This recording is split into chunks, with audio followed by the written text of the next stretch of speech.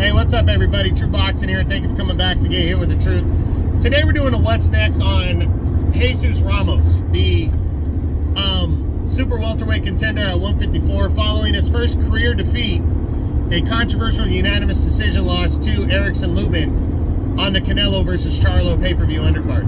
Now, before we get into that, if you could smash the like button, leave a comment, or subscribe to the channel, I really do appreciate any and all support that I can get as I continue to build my channel up here.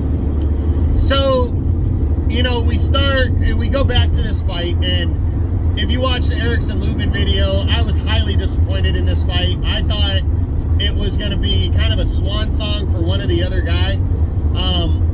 fighter. Ramos, I felt Ramos probably should have won, but it was close and it was ugly. Lubin boxed better in the middle of the ring, but he seemed content on only boxing and jabbing, not really throwing power punches, and all that kind of stuff. And Ramos seemed just keen on getting Lubin to the ropes and body punching and nothing else. And then Ramos in the championship rounds, especially like from rounds 9 through 12, he pulled a De La Hoya and stopped fighting. Like he just didn't put his foot on the gas pedal to close the fight out. And I think that was a bad mistake, and it cost him the fight. It was close enough to call either way.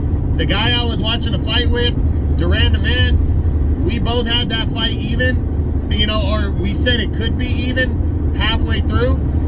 And then, you know, as I said, Ramos kind of took his foot off the gas pedal after winning what I thought he won 6, 7, and 8, in my opinion. I felt 9 through 12, 3 of those 4 rounds probably went to Lubin. So you could argue that Lubin did win the fight, you know. I mean, it wasn't pretty, and I think Ramos probably should have won, but you can make the argument that Lubin did win the fight, and I think Ramos did himself a disservice because he had a lot going for him. He beats Lubin. He already had a win over Brian Mendoza. He can make a very strong argument for being next in line. And now, I think at 22, he's still young, still got plenty of time, but I think he kind of has to start back over. So let's see what's next for this youngster following this loss, his first loss. We'll run through the top 10 and see. Jermell Charlo, the current unified champ. No reason to fight Ramos. He lost to Lubin, a guy that Charlo beat, and it wouldn't be a big fight for Charlo, so Charlo wouldn't be interested. I'm not seeing it. Tim Tszyu. I don't think Tim Tszyu would be interested after he lost to Lubin. So not seeing that one either. It'd be a risk for Tszyu. It'd probably be an entertaining as hell fight, but I don't think Tszyu would entertain it just because he'd be like, hey, why do I need to fight him? He's coming off a loss. Brian Castano. This would be a great fight, I think, for Ramos. But would Castano want to take this kind of a risk against a much younger fighter following a 1.5+ year layoff? Because Castano hasn't fought since he lost to Charlo in May of 2022, so I don't see that one. Brian Mendoza, a rematch. Maybe, but, I mean, it would be up to Mendoza based on how he does this Saturday against Tszyu. Mendoza's fighting Tim Tszyu. Most feel he's going to lose. If he wins, would he give Ramos a rematch coming off a loss? I don't think so.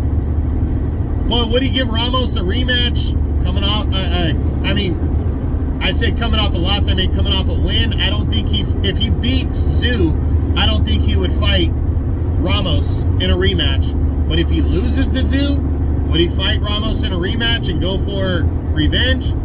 Maybe. It's more possible, but I personally don't think so. Sebastian Fundora in a rematch. I mean, we're talking about Ramos. Would he fight Sebastian Fundora next? Ooh. Even though Fundora's coming off of a loss, a knockout loss to Mendoza, a guy that Ramos beat, that's a tough matchup. Fundora's a tough matchup for anybody. And I don't know if he's lining up to fight Fundora next. So I'm going to lean towards no. A rematch with Erickson Lubin. I'm sure Ramos wants a rematch, but I don't think Lubin's going to give him one. And I kind of don't care now. These two guys really disappointed me in this fight. And I don't care if Lubin gives him a rematch, to be honest, because this fight was a pretty big disappointment. My Magomed Kurbanov. I'm not seeing it. Kurbanov has no reason to fight him. He's number 2 in the WBA. He's a foreign fighter that hasn't really been even close to talks with guys from the PBC, so I'm not seeing this one. Michel Soro from France. I mean, I wouldn't completely rule it out. Soro's a good guy, a good veteran fighter who's fought for the title before. He's, you know, coming off of close decision losses to Kurbanov, I think. So, I mean, I wouldn't completely rule it out. You know, he had a split decision loss. I mean, I'm sure he'd be willing to fight somebody from over here, so I wouldn't completely rule it out.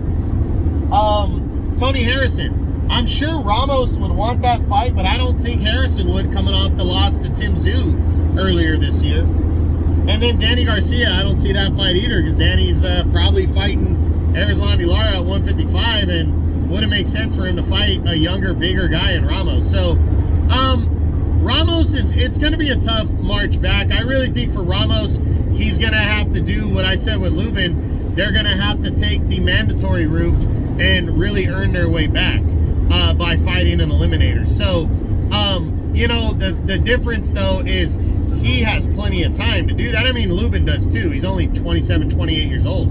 But, you know, at 22, Ramos has, you know, boatloads of time. But, you know, this is a tough one. It's going to be tough for him to get major fights following a performance like that, especially since he's young and hungry and he throws a lot of punches. But I think him fighting with the PBC helps him out a ton, and I think that's going to go a long way. So we'll see what happens, but that's it. That's what I got. That's my what's next on Jesus Ramos, the 154-pound super welterweight contender, following a tough, controversial, unanimous decision loss to Erickson Lubin on the Canelo versus Charlo Showtime pay-per-view undercard. Hope you enjoyed the video. If you did, smash the like button, leave a comment, subscribe to the channel. I appreciate any and all support. This is True Boxing. You've been hit with the truth.